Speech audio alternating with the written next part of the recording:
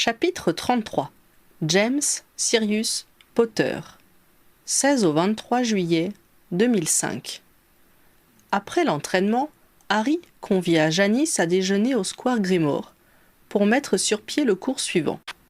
Ils se mirent à table avec Ginny, mais celle-ci les quitta au milieu du repas, se plaignant de douleurs dans le dos et n'arrivant pas à se sentir à l'aise sur sa chaise, malgré les sorts de Harry pour la rendre moins droite et plus confortable. « Ne vous en faites pas pour moi, » assura-t-elle. « Je n'ai plus faim, de toute manière. Je crois que je vais faire la sieste. »« Si tu as besoin de quoi que ce soit, appelle-moi ma chérie, » proposa Harry inquiet.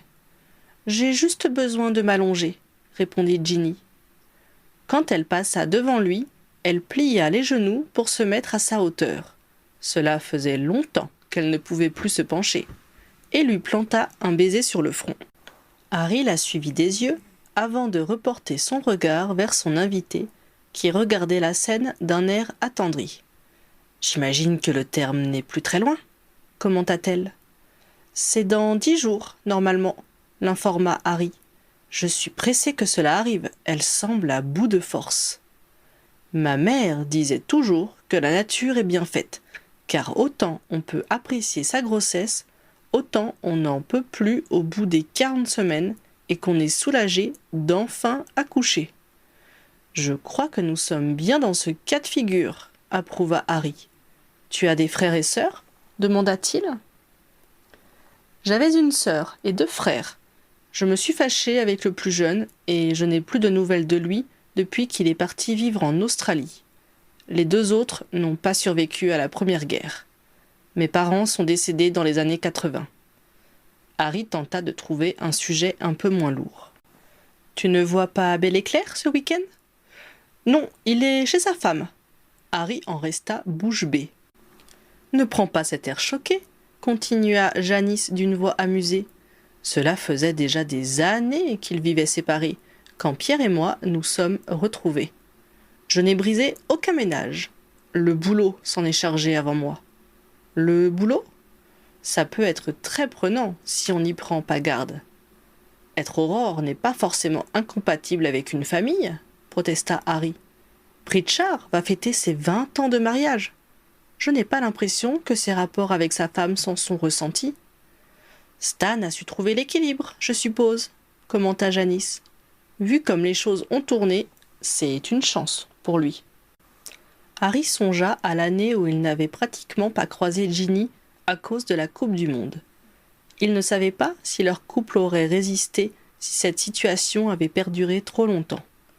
Mais Ginny n'avait jamais eu l'intention de jouer toute sa vie.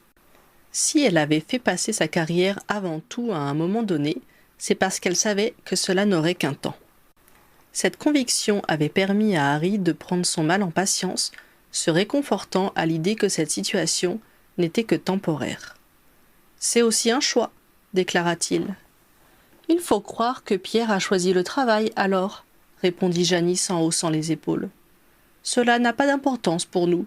J'ai un métier prenant et je n'ai pas l'intention d'élever un enfant avec lui. » Harry se demanda si c'était une forme de fidélité envers son défunt fiancé ou un intérêt modéré pour la maternité.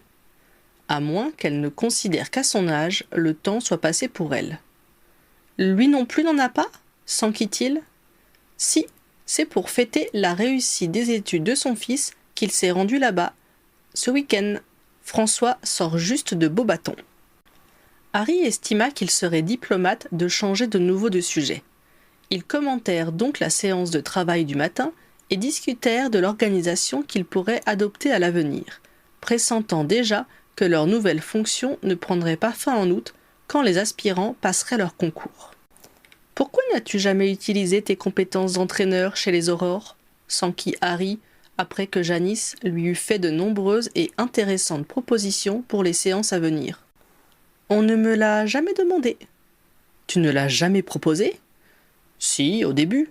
Et puis j'ai vu qu'il ne voulait pas être dirigé par une femme.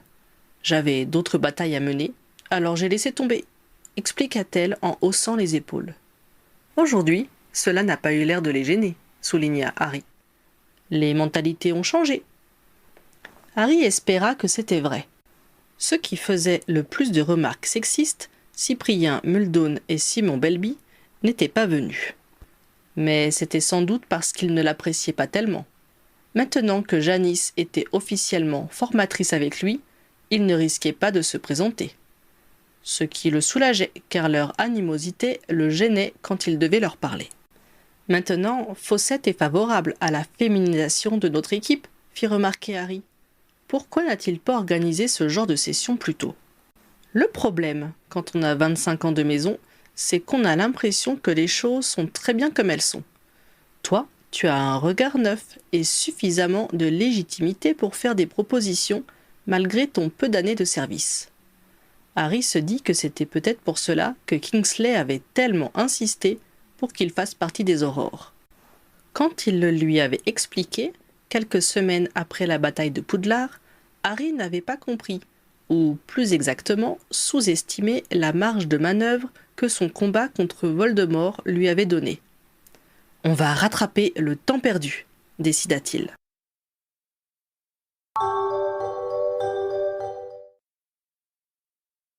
Ginny se plaignit de douleur toute la journée du lendemain, peinant à trouver une position confortable. Elle passa de longues heures dans la baignoire, le seul endroit où elle se sentait bien. La nuit du dimanche au lundi, Harry dormait profondément quand une poigne robuste le secoua. « Harry » appela une voix calme. « Trop calme » jugea Harry. La voix comprend pour se persuader qu'on n'est pas en train de céder à la panique. Complètement réveillé, il saisit d'un geste sa baguette et ses lunettes. « Lumos !»« C'est le moment, ma chérie ?» La veille au soir, Ginny s'était plainte que son mal de dos ne passait pas, malgré la position allongée qu'elle avait maintenue toute l'après-midi. Molly, qu'ils avaient eue parcheminée avant d'aller se coucher, avait décrété que c'était un signe que les choses allaient se déclencher prochainement. « Je crois, je suis toute mouillée. » Harry déplaça sa baguette et vit qu'effectivement la chemise de nuit était détrempée au niveau des cuisses de sa femme. « Tu es sûr que ce sont les os ?» s'inquiéta-t-il. « Oui, ça fait vraiment bizarre comme sensation, » certifia-t-elle. « Ça coule et je ne peux pas l'arrêter. »« Tu as des contractions ?»« Non, je ne crois pas, » indiqua-t-elle après quelques secondes de réflexion. « Mais j'ai toujours aussi mal au dos. »« Sainte Mangouste, » décida Harry. Il s'habilla rapidement, prit la petite valise qui était préparée depuis un mois, puis aida Ginny à se relever et à enfiler sa robe de chambre. Soudain, elle se cambra en se tenant les reins. « Je ne vais pas y arriver, » souffla-t-elle, « surtout l'escalier. »« Alors recouche-toi et détends-toi, » lui demanda-t-il. Elle obtempéra et il lança un corpus mobilis. Elle se mit à flotter au-dessus du lit. « Laisse-toi aller, ma chérie, » lui conseilla-t-il en la voyant tenter de se redresser. « Sinon, tu vas tomber. »« J'ai justement l'impression de tomber, » protesta-t-elle. « Je sais, mon cœur, mais c'est la meilleure façon de t'emmener à l'hôpital. » Il jongla un peu avec la valise et sa baguette pour libérer une main qu'il lui tendit. Elle s'y agrippa et arriva finalement à fermer les yeux et se détendre, malgré l'impression de déséquilibre. Doucement, il progressa vers l'escalier, puis descendit marche à marche. Dans le vestibule, il obliqua vers la cheminée qu'ils avaient raccordée au réseau 2 ans auparavant, en se félicitant de ne pas avoir à négocier le passage qui menait à la cuisine. Il ramena le corps flottant de Ginny le plus près possible du sien et lança la poudre de cheminette dans l'âtre. Puis il les fit entrer dans les flammes vertes et cria sa destination. N'ayant pas pensé à modifier sa physionomie, il ne passa pas inaperçu en débarquant dans le hall d'accueil de l'hôpital. Quoi qu'il en soit, ce n'était pas le but recherché. « Ma femme est en train d'accoucher, quelqu'un, vite !» appela-t-il. Très rapidement, sans qu'il puisse démêler si c'était grâce à sa renommée ou si l'établissement était particulièrement efficace, un soignant vint à lui avec un brancard flottant où Harry déposa doucement Ginny. L'infirmier prit ensuite les opérations en main et la dirigea vers le service adéquat. Une sage-mage et 2 infirmières prirent en main la jeune femme. On la changea, on l'examina, on fit des passes savantes avec une baguette magique au-dessus de son ventre rebondi sous le regard inquiet de Harry qui avait été relégué dans un coin de la pièce. Quand le balai autour de la parturiente prit fin, Harry remarqua que Ginny avait les mains crispées sur son ventre. « Tu as mal, ma chérie ? On peut lui donner quelque chose ?» demanda-t-il à l'infirmière qui était restée. Celle-ci examina Ginny du regard et déclara « Non, elle ne grimace pas encore assez. » Elle sortit à son tour en laissant Harry stupéfait. « Mais, commença-t-il. « Laisse passer, assura sa femme. « Viens près de moi. » Après avoir lancé un regard meurtrier vers la porte, Harry obtempéra et rapprocha une chaise du lit. « Tu vas bien ? Je peux faire quelque chose ? » « Je pense qu'il ne nous reste plus qu'à attendre. Tu peux me verser un verre d'eau ?» Une fois qu'elle eut bu quelques gorgées, elle dit « Il faudra avertir mes parents. Il est quelle heure ? 3 heures. Je les appellerai plus tard. Inutile de les réveiller. Pourquoi les bébés naissent-ils la nuit ? Certains naissent en journée, lui assura-t-elle. Comme Victoire et Frédéric. Je pense que le nôtre voulait s'assurer que tu serais bien à côté de moi quand il déciderait de venir. » Ils ne dirent pas grand-chose alors que les heures s'écoulaient, se contentant d'attendre ensemble que l'accouchement suive son cours. Ginny éprouva le besoin de marcher vers 5 heures du matin et Harry la soutint dans ses va-et-vient. Très régulièrement, une sage mage passait, faisait un examen rapide, puis repartait d'un pas pressé, sans doute vers une autre naissance. Jamais elle ne regardait Harry, qui ne s'était jamais senti aussi insignifiant. Visiblement, les hommes ne comptaient pas ici. D'ailleurs, excepté l'infirmier qui les avait amenés là, ils n'avaient été pris en charge que par des femmes. Petit à petit, les douleurs qu'endurait Ginny furent plus insistantes et la jeune femme ne pouvait s'empêcher de gémir sous les contractions. Harry s'apprêtait à aller chercher du secours quand une soignante arriva. « Elle souffre beaucoup maintenant. Donnez-lui quelque chose !» ordonna Harry de sa voix la plus autoritaire. Sans même lui faire l'aumône d'un regard, la sage mage fit tourner sa baguette au-dessus du ventre de la parturiente qui s'était recouchée, puis, d'une arabesque gracieuse, fit apparaître un gobelet rempli d'un liquide fumant sur la table de nuit. Elle le tendit à Ginny pour qu'elle puisse y boire. « Nous ne vous en redonnerons que lorsque la douleur reviendra, » indiqua-t-elle quand Ginny l'eut vidé. « Mais vous ne pouvez pas en prendre plus de 3 de suite. D'accord ?» Ginny fit signe qu'elle avait compris et se laissa aller sur son lit, visiblement apaisée. « Ça va ?» demanda Harry, qui ne savait que dire d'autre. « Oui, c'est mieux. » Elle s'interrompit alors qu'une nouvelle contraction venait. La femme l'examina une fois de plus et repartit en promettant de revenir une demi-heure plus tard. « Tu veux que je la rappelle ?» s'enquit Harry. « Elle sait ce qu'elle fait, » l'apaisa Ginny. « Si elle pense que le bébé ne va pas arriver tout de suite, elle a sans doute raison. Tu peux m'aider à me relever ?» Il faut croire que c'était vrai, car quand elle reparut avec une infirmière, le bébé n'avait pas encore pointé le bout de son nez. « Bien, on n'en est plus loin maintenant, » affirma la sage mage. D'une voix à la fois douce et encourageante, elle guida Ginny pour la suite des opérations. La praticienne aida la future mère à trouver la position qu'elle estimait la plus confortable pour accompagner les contractions qui étaient désormais très rapprochées. Ginny, qui s'était accroupie sur le matelas qu'on avait fait apparaître par terre à sa demande, s'agrippait à son mari pour garder son équilibre. Finalement, après bien des efforts et une nouvelle rasade de potions, un couinement aigu se fit entendre.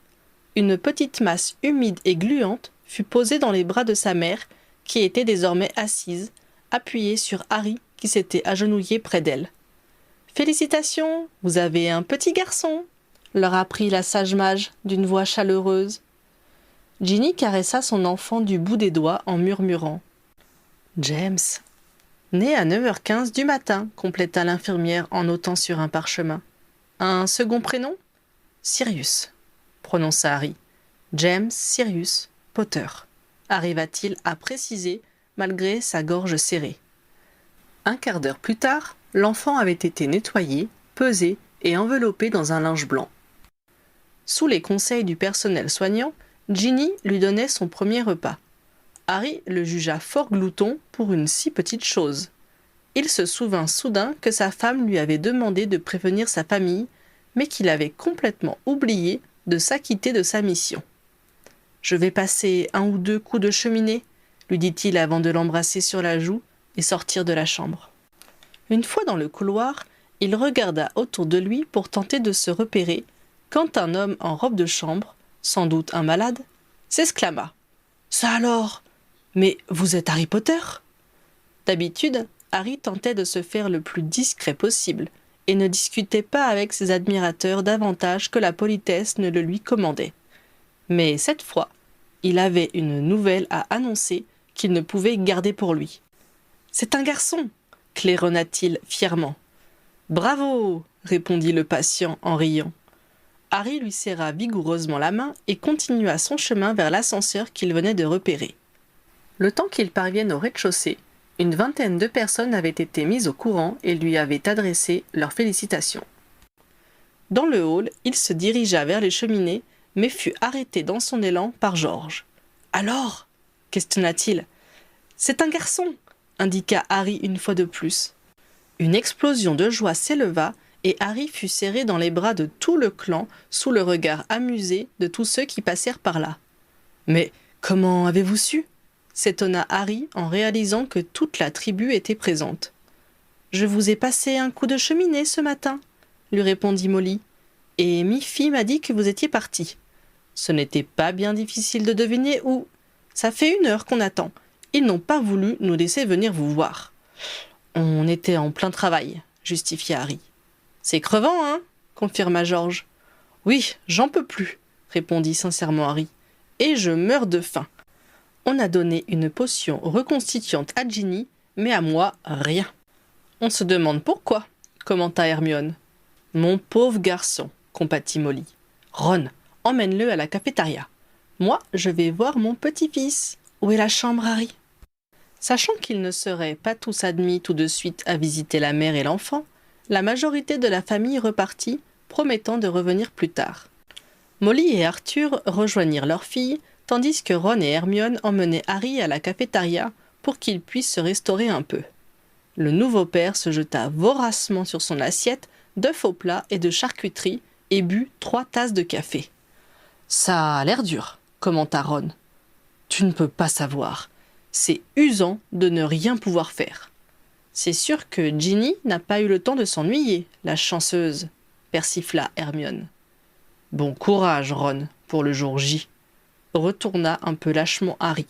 « Merci, mon vieux, » lui répondit son ami en lui chipant une saucisse, s'attirant le regard habitué de son épouse. « Vous venez voir la merveille ?» demanda Harry à ses amis quand il eut terminé. « Ginny ne nous le pardonnerait pas si nous ne le faisions pas, » plaisanta Ron. 1 heure plus tard, James avait fait connaissance avec son oncle et sa tante. Ginny sombra dans le sommeil, son bébé en faisant autant dans son berceau. Harry en profita pour retourner chez lui prendre une douche. Il était 11h30 quand il fut prêt à repartir et décida de passer voir Teddy. L'enfant venait de rentrer de l'école avec sa grand-mère. « Harry, Harry, je veux voir mon filleul !» cria-t-il dès que le jeune père mit le pied hors de la cheminée d'Andromeda. « Laisse-le arriver !» le reprit Andromeda. « Bien sûr, mon bonhomme, que tu vas y aller, » le rassura Harry. « Je peux l'emmener maintenant ?»« On allait passer à table, » fit remarquer la grand-mère. « Mais après, il doit retourner à l'école, » plaida Harry. « Je vous le ramène dans une demi-heure. »« Il n'aura pas le temps de manger correctement, » opposa Andromeda. « Je n'ai pas faim, » affirma Teddy. « Pour une fois, » insista Harry. « Bon, d'accord. Embrassez bien Ginny pour moi. J'irai la voir demain, quand elle sera un peu reposée. »« Merci. Allez, mets ta cape, Teddy. » Ginny sommeillait encore quand ils arrivèrent. Harry l'embrassa sur le front, puis prit son fils qui avait les yeux ouverts pour le déposer dans les bras de Teddy. « Il ressemble à Ginny ?» chuchota l'enfant en contemplant le petit crâne roux et les yeux marrons. « Comment tu le trouves ?» demanda Ginny d'une voix endormie en soulevant difficilement les paupières. L'enfant fit une petite moue, n'arrivant sans doute pas à trouver mignonne la figure encore boursouflée, et s'adressa au nourrisson. « Je suis ton parrain, » expliqua-t-il d'une voix sérieuse. « C'est moi qui m'occuperai de toi quand ton papa et ta maman seront morts. En attendant, je te ferai plein de cadeaux. » Le nouveau-né et l'enfant se contemplèrent un moment pendant que Harry et Ginny échangeaient un regard amusé. « On dirait qu'il me reconnaît ?» s'étonna Teddy.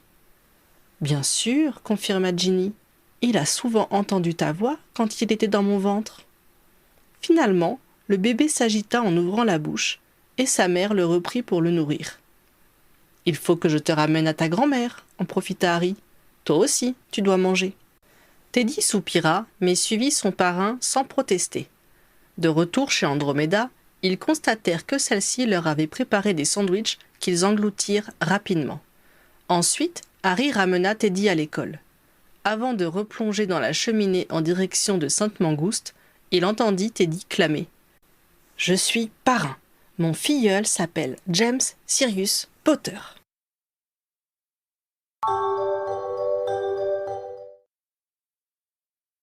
5 jours plus tard, le samedi 23 juillet, la mère et l'enfant devaient revenir au square Grimoire et toute la famille fut invitée pour lui souhaiter la bienvenue. Pour ne pas fatiguer la jeune maman, Molly avait apporté les vivres et était venue superviser les elfes pour dresser un buffet dans le salon et le garnir. Tout était prêt quand Ginny arriva. « Je t'ai préparé une chaise longue » lui indiqua sa mère. « Oh, mais je peux enfin bouger comme avant » lui opposa Ginny. « Et j'ai bien l'intention d'en profiter. » Elle apprécia par contre que le berceau ait été installé dans la même pièce et elle y déposa James. Elle l'avait nourri avant de partir de l'hôpital et il digérait, un sourire de bien-être sur son visage encore bouffi. Elle se redressait à peine que les pas de Ron et Hermione résonnaient dans le hall. Harry étreignit ses amis, puis ils embrassèrent Ginny avant d'aller contempler le roi de la fête. Fleur et Bill arrivèrent ensuite avec Victoire et Dominique, âgés désormais de 5 et 2 ans, suivis de près par George et Angelina, avec Frédéric qui, à 18 mois, était à surveiller de très près. Des pas précipités, accompagnés d'une marche plus mesurée, annoncèrent l'arrivée de Teddy, 7 ans, et de sa grand-mère. « James, je suis là !» claironna le garçonnet en déboulant dans la pièce. « Chut, tu vas réveiller le bébé !» le tensa Victoire, qui avait dû entendre cette phrase prononcée à son encontre un certain nombre de fois. « Je peux le prendre ?» demanda Teddy en s'approchant du berceau. « Quand il se réveillera, » promit Ginny. Percy arriva à son tour avec un énorme paquet en guise de cadeau de naissance. « Fallait pas !» protesta Harry. « Oh, ce n'est rien !» assura Percy. « Juste quelques robes. » Hermione a fait une razzia dans un magasin pour enfants moldus, commenta Ron en montrant un paquet qu'il avait discrètement posé dans un coin de la pièce. « Cet enfant aura de quoi s'habiller en toutes circonstances, » se félicita Harry. Il avait décidé, et fait savoir, que son fils ne porterait que des vêtements neufs, quel que soit le nombre de cousins qui pourraient lui passer, ce qui était désormais trop petit pour eux. Andromeda en profita pour remettre son présent. Une série de bavoirs, linge de toilette et couches brodées par ses soins de petits personnages et animaux bariolés. On les fit passer dans l'assistance pour que tous puissent les admirer. « Nous avons fait venir de France les jouets préférés de Victoire et Dominique », compléta Fleur en tendant à Ginny un paquet conséquent entouré de rubans multicolores. « Mais où est Charlie ?» protesta Molly. « Il ne peut pas être à l'heure, pour une fois. » « Tu sais bien que c'est la saison de la ponte pour les dragons et qu'il a souvent des imprévus, » la calma Ginny. Le gong du heurtoir de la porte d'entrée résonna dans le hall. « Qui peut bien venir par la rue Moldue ?» s'étonna Angelina. « Ça doit être Luna !» s'écria Ginny en courant ouvrir. Après une bonne minute d'exclamations et d'embrassades, les deux amies rejoignirent les autres. Luna repéra le bouquet qu'elle avait composé pour le mariage de Ginny et Harry en bonne place sur la cheminée et lui souhaita le bonjour en lui gratouillant les feuilles. Ensuite, elle alla admirer l'enfant qui dormait toujours et commença à installer sur le dais du berceau une guirlande de fleurs tirée de son sac en bandoulière. Personne ne broncha. Plus rien ne les étonnait venant d'elle. Charlie arriva enfin. Il fit le tour de l'assistance pour saluer tout le monde, dérida sa mère en débitant des excuses loufoques et admira son nouveau neveu. Il termina par Luna. Ce n'était pas la première fois qu'ils se croisaient, mais le décolleté particulièrement plongeant de la jeune femme la fit remarquer par l'infatigable charmeur qu'était le second fils des Weasley. Il entreprit de lui raconter des anecdotes concernant sa vie dans la réserve avec force sourires et compliments, ce qui fit de nouveau froncer les sourcils de sa mère. Au vu de l'air absent de Luna, Harry jugea que son beau-frère avait fort peu de chances de parvenir à ses fins. Il fallait sans doute davantage que des histoires de dragons pour éblouir la naturaliste. Le petit James s'éveilla et commença à faire le tour des bras de la famille. « Un vrai Weasley, celui-là !» statua Arthur en admirant le teint blanc, le duvet roux et les yeux marrons. « Il est vrai que nos petits-enfants nous ont jusqu'à maintenant amené beaucoup de diversité, » fit remarquer Molly en parcourant d'un regard aimant ces deux petites filles blondes et délicates et le petit Frédéric à la peau sombre et aux cheveux noirs et crépus. « C'est une bonne chose, » trancha Ron. « Quelle barbe à Poudlard d'entendre.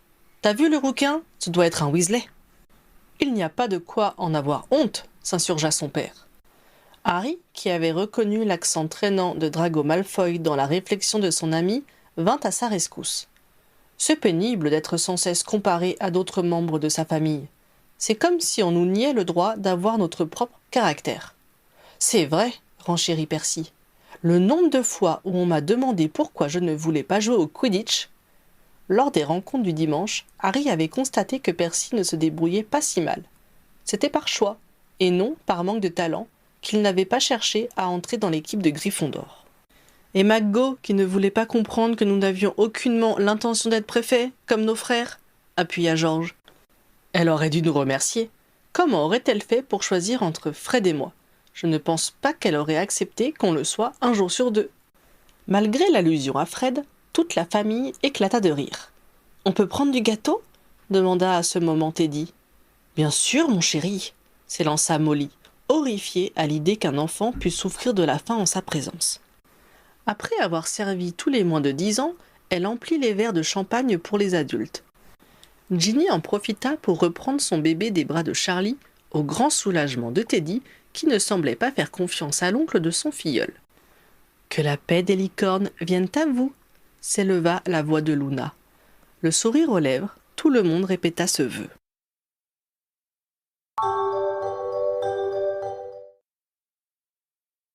Durant la nuit, les pleurs du bébé tirèrent Harry du sommeil. « C'est ton tour », murmura une voix endormie. Harry n'était pas assez éveillé pour faire appel à sa mémoire et vérifier cette assertion. Il jugea plus sage de ne pas chercher à savoir et s'extirpa du lit péniblement. Pour ne pas être dans le noir complet, ils avaient laissé leurs rideaux entr'ouverts et bénéficiaient ainsi de la faible lueur des lampadaires moldus. Dans la chambre de l'enfant, les étoiles du plafond rendaient les ténèbres moins impénétrables. Les pleurs ne cessèrent pas quand il récupéra le paquet tout chaud qui s'agitait dans son berceau, mais ils devinrent moins virulents. Lorsque le jeune père arriva près de Ginny, celle-ci, toujours à moitié assoupie, s'était redressée contre ses oreillers et avait dégrafé sa chemise de nuit. Il posa avec précaution son fils dans les bras maternels. Le silence revint enfin pendant que le bébé, le bec ouvert comme un oisillon, recherchait fébrilement la mamelle nourricière. Harry sut qu'il l'avait saisie quand des bruits de succion se firent entendre. Il se recoucha contre sa compagne. Ginny s'était endormie et glissait lentement sur le côté. Il la cala contre lui pendant que son fils continuait à se nourrir vigoureusement. Il laissa ses pensées s'écouler sans but et sans logique, ni complètement endormi, ni tout à fait réveillé. Un long moment plus tard, une pression sur son bras le ramena à la réalité. Ginny lui indiquait que la collation nocturne était terminée et qu'il était temps que chacun rejoigne sa place. Il inspira profondément, se leva et fit le tour du lit pour reprendre son précieux fardeau qu'il déposa dans sa minuscule couche. Quand il revint vers son épouse, sa mission accomplie, Ginny lui murmura « Dire qu'on se croyait heureux avant ». Harry admit qu'elle avait raison. Jamais son bonheur n'avait été aussi complet. Fin de la partie 2.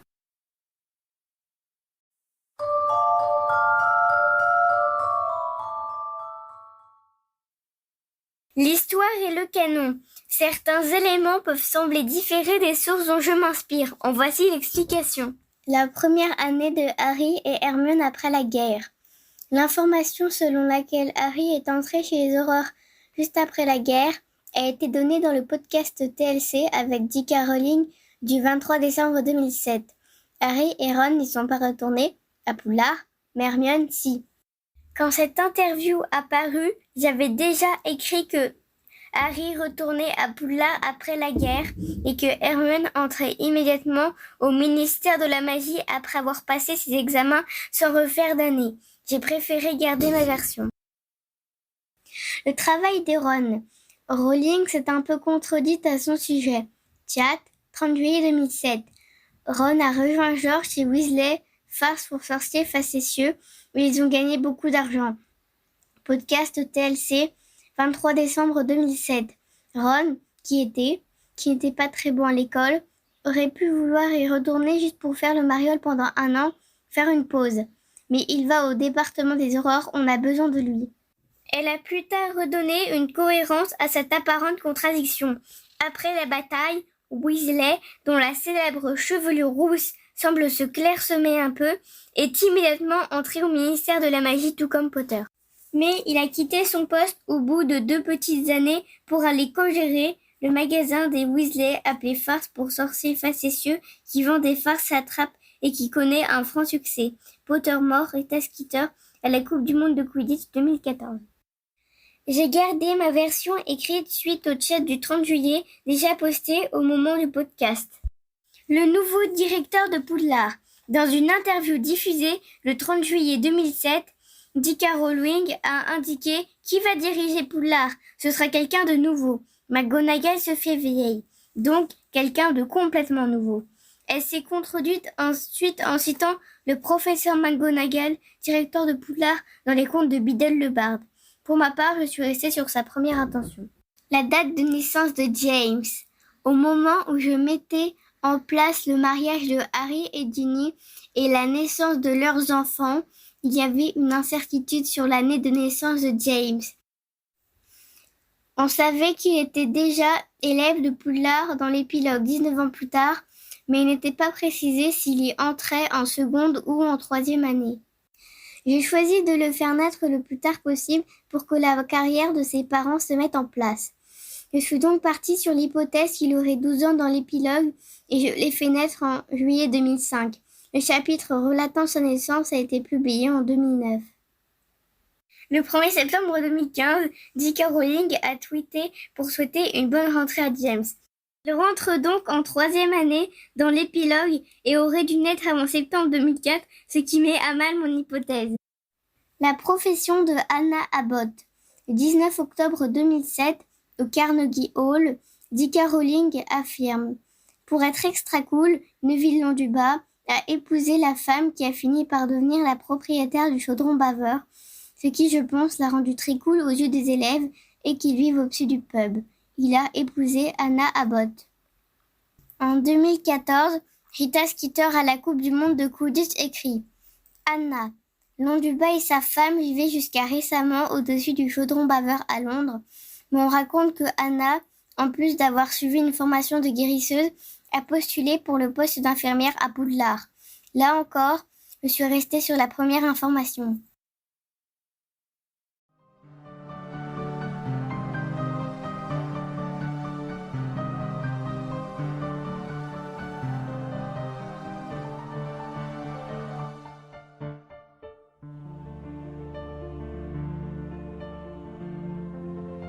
Remerciements.